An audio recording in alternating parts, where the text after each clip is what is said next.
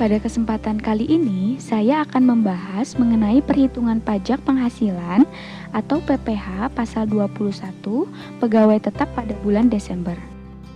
Siklus akuntansi merupakan proses atau kegiatan pengumpulan dan pengolahan data akuntansi secara sistematik selama periode akuntansi berlangsung, yang biasanya meliputi jangka waktu 1 tahun.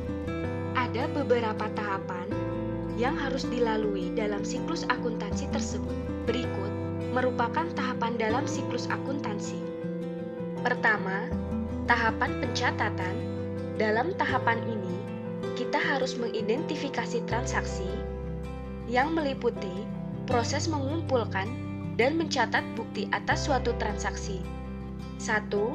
Bukti transaksi yang telah disetujui oleh lembaga dan disusun ke dalam buku harian atau jurnal umum.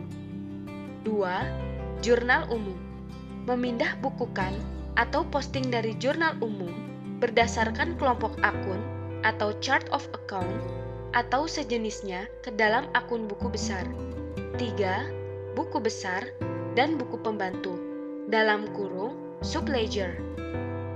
Selanjutnya, tahap kedua meringkas. Dalam proses ini, semua perkiraan akan diringkas dan disusun dalam neraca percobaan. 4. Neraca percobaan dalam kurung trial balance berdasarkan data dari akun-akun buku besar.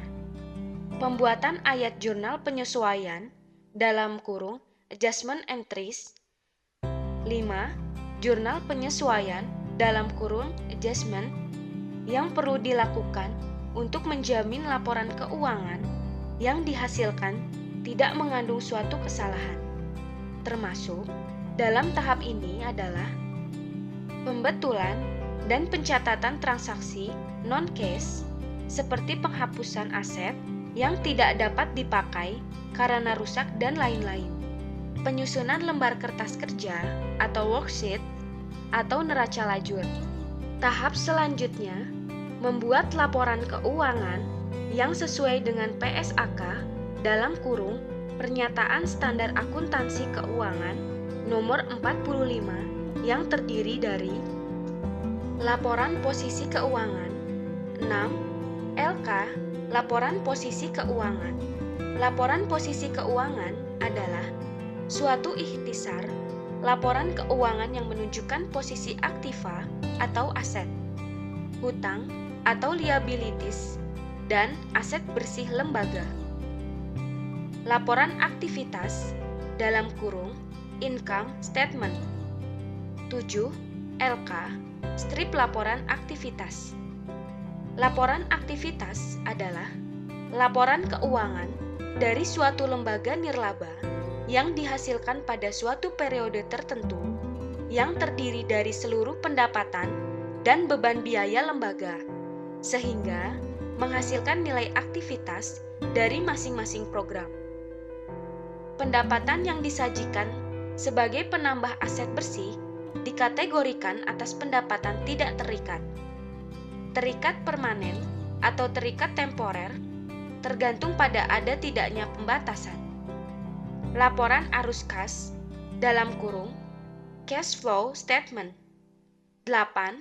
LK strip laporan arus kas. Laporan arus kas adalah bagian dari laporan keuangan lembaga yang dihasilkan dari suatu periode akuntansi yang terdiri dari aliran dana, kas masuk dan keluar, yang biasanya dikelompokkan berdasarkan arus kas dari aktivitas operasi, aktivitas investasi, dan aktivitas pendanaan. Catatan atas laporan keuangan. Catatan atas laporan keuangan adalah merupakan laporan tambahan, catatan informasi yang lebih terperinci mengenai akun tertentu, serta memberikan penilaian yang lebih komprehensif dari kondisi laporan keuangan lembaga. Langkah berikutnya, setelah laporan keuangan selesai disusun, akuntan harus menyiapkan dan membuat jurnal penutup dalam kurung closing entries. 9. LK strip jurnal penutup. Jurnal penutup dibuat hanya pada setiap akhir periode akuntansi, dan juga dibukukan ke dalam akun-akun buku besar. Akun yang ditutup hanya akun laporan aktivitas. Menutup suatu akun dilakukan dengan cara mengurangi atau membuat saldo akun terkait menjadi nihil. Dengan demikian, sistem akuntansi mengakomodasi semua kegiatan keuangan lembaga, mulai dari tahapan awal, yaitu identifikasi kejadian keuangan yang mempengaruhi lembaga, sampai pembuatan laporan keuangan dan analisis atau informasi keuangan tadi. Untuk berkonsultasi, silakan kunjungi website kami di www.integrasi-edukasi.org.